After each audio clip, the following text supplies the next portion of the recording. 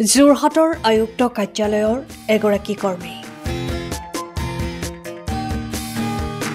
নীৰৱ নিষ্ঠাৰে সামাজিকভাৱে কৰি গৈছে বিভিন্ন কৰ্ম। যোৰহাট আয়ুক্ত কাৰ্যালয়ৰ এগৰাকী নিষ্ঠাৱান কৰ্মচাৰী নাম সৰুপাই দাস। ব্যক্তিজনৰ নামত সৰু বুলি থাকিলেও কিন্তু কৰ্মভাগ ডাঙৰ। মানৱ সেৱা তেওঁ বাবে আদৰ্শ যোৰহাটৰ কাকজানৰ দগাচুক নতুন মাজুলী ইণ্ডিয়া আদৰ্শ গাঁৱৰ বাসিন্দা তেখেতে নিজৰ চাকৰি জীৱনৰ উপৰিও সমাজৰ বিভিন্ন শ্ৰেণীৰ লোকৰ বাবে অসংখ্য ধৰণেৰে সহায় সহযোগিতা কৰি আহিছে।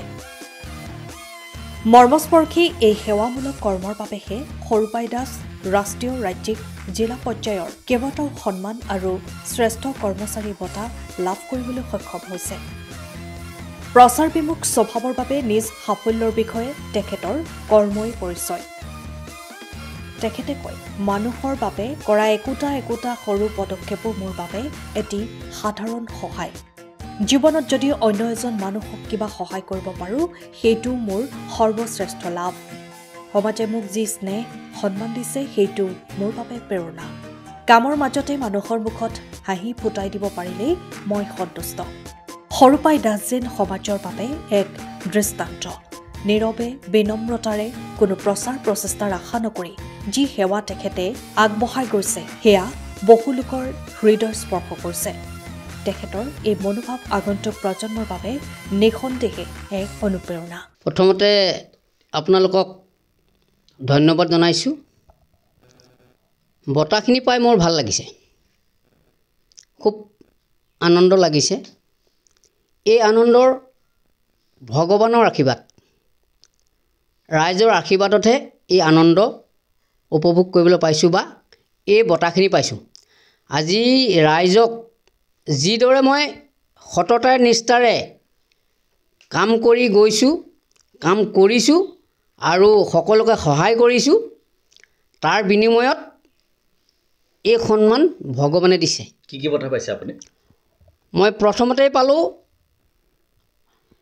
উপায়ুক্ত কাৰ্যালয়ৰ পৰা 26 জানুৱাৰী 2019 চন যোৰহাট উপায়ুক্ত কাৰ্যালয়ৰ পৰা শ্ৰেষ্ঠ কৰ্মচাৰী বঁটা পালোঁ। আৰু এই বঁটা প্ৰদান কৰিছিলে মোক মাননীয় সিদ্ধাৰ্থ ভট্টাচাৰ্য ছাৰে। তেতিয়া উপায়ুক্ত আছিলে নাৰায়ণ কোঁৱৰ ছাৰ।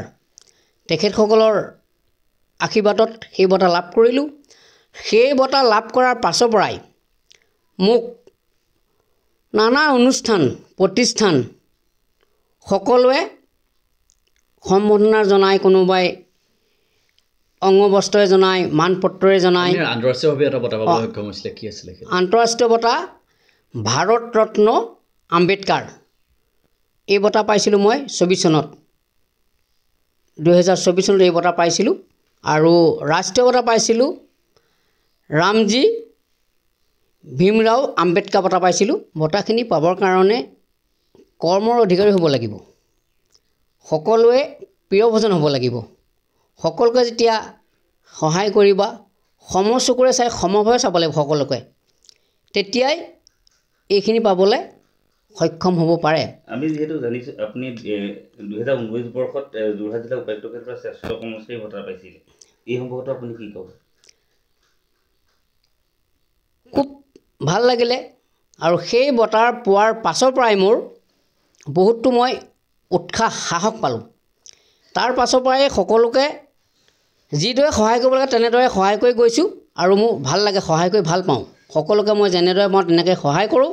সেই সহায় কৰাৰ বিনিময়তে আজি সকলোৱে মোক আদৰি লৈছে।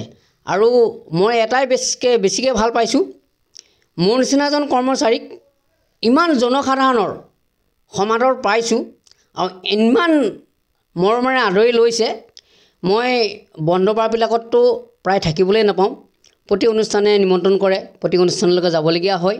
আৰু তাৰ ভিতৰত যিখিনি অফিচ খোলাৰ বাদ হয় সেইখিনিত যাবলৈ অলপ অসুবিধা হয়, তথাপিতো যাওঁ। অফিচাৰসকলক জনাই যাব পৰা জেগাত মই যাওঁ। তেনেদৰে সকলোৰে লগতে আজি সহায় সহযোগিতা আগবঢ়াই নিছোঁ। সেইকাৰণেই আজি এইখিনি বঁটা পাবলৈ মই সক্ষম হৈছোঁ। সামাজিকভাৱে আপুনি বিভিন্ন ধৰণৰ কাম কৰি আহিছে, সেই কৰ্মজীৱী বিষয়ে অলপ কওক।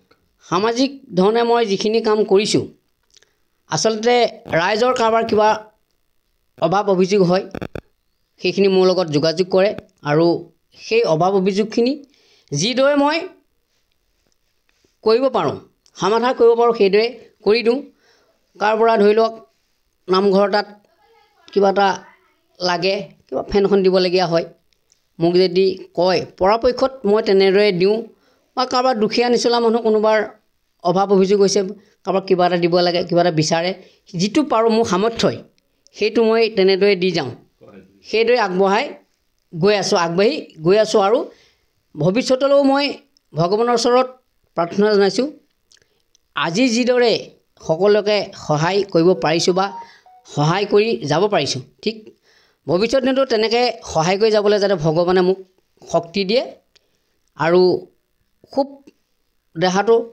ভালকৈ ৰাখে আপোনাৰ দৰমহাৰ ধৰণে প্ৰতিজন মানুহক আচলতে এনেদৰে সহায় সহযোগিতা কৰি আহিছে আপোনাৰ নিজৰ কৰিছোঁ নিজৰ মোৰ নিজৰ দৰমহাৰ পইচাই সহায়টো আৰুতো কি কৰিম যিটো পাৰোঁ মই যিটো পাৰোঁ কষ্টৰ বিনিময়ত যিটো পাৰোঁ অকল কৰ্মৰ চাকৰিটো বুলিয়ে নহয় মই ইলেক্ট্ৰিকেল কাম কৰোঁ মই মাছ ব্যৱসায় কৰোঁ জালো পাতোঁ